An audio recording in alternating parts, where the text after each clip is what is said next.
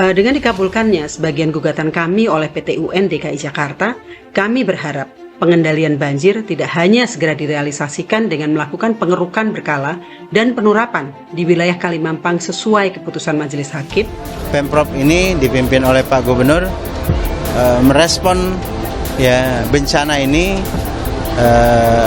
dengan waktu yang sangat singkat.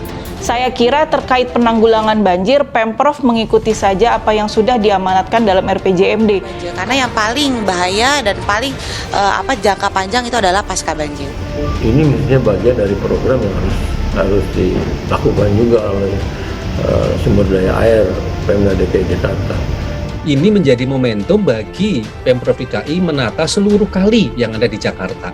Hal yang belum pernah terjadi selama kami tinggal di sini dan tentu saja membuat kami sangat shock dan stres. Adalah bagaimana kita mengoptimalkan bantuan-bantuan dan juga fungsi-fungsi kehidupan di masyarakat pasca banjir. Kan Pak Anies juga sudah sampaikan, sistem drainase Jakarta itu hanya mampu menampung curah hujan tidak lebih dari 120 sampai 150 mm per hari. Sudah tahu ya, artinya sudah paham apa yang harus dikerjakan.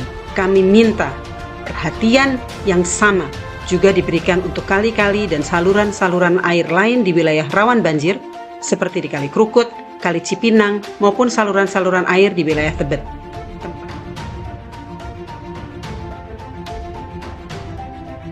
Pegiat media sosial Muhammad Guntur Romli memberi tanggapan terhadap keputusan PT UN yang memerintahkan kepada Gubernur DKI Jakarta Anies Baswedan untuk melakukan pengerukan Kalimampang.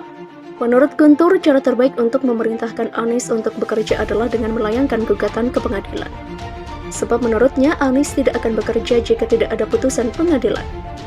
Harus diketok palu dulu, baru Anies bekerja, demikian ujar Guntur.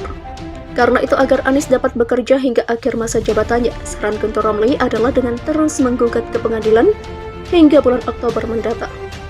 Jadi warga Jakarta kalau mau Anies bekerja, gugat-gugat terus ke pengadilan. Diketok-ketok palu hakim baru dia kerja. Begitu terus sampai Oktober. Demikian tambah Guntur Romli.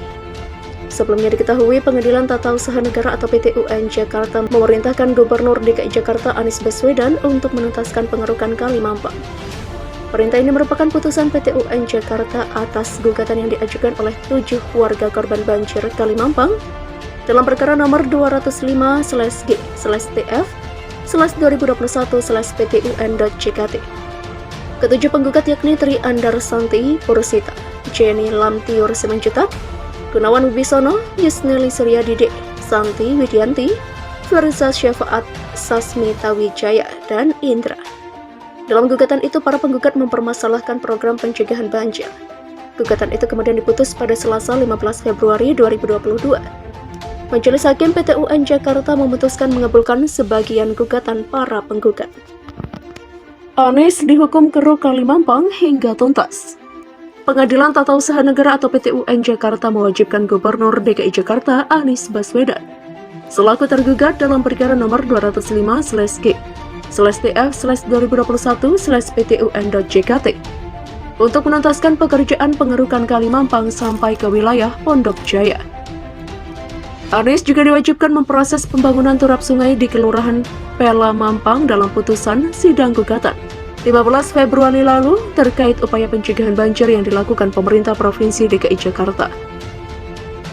Mewajibkan tergugat untuk mengerjakan pengerukan Kalimampang secara tuntas sampai ke wilayah Pondok Jaya. Memproses pembangunan turap sungai di Kelurahan Pela Mampang. Demikian putusan Majelis Hakim Sahibur Rasyid dengan anggota Pengki Nur Panji dan Sudarsono dikutip dari Sistem Informasi Penelusuran Perkara atau SIPP PT UN Jakarta pada Kamis 17 Februari. Anies juga dihukum untuk membayar biaya perkara sejumlah Rp2.618.300. Pegiat media sosial Eka Kuntadi mengomentari soal putusan pengadilan. Menurutnya, hukuman tersebut karena Anies malas bekerja.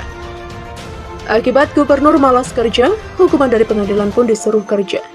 Anies dihukum PT UN untuk mengeruk Kalimampang sampai tuntas. Hahaha. Demikian kata Eko. Kendati demikian, Majelis Hakim menolak gugatan penggugat yang selebihnya, sebagaimana merujuk data SIPP PT UN Jakarta.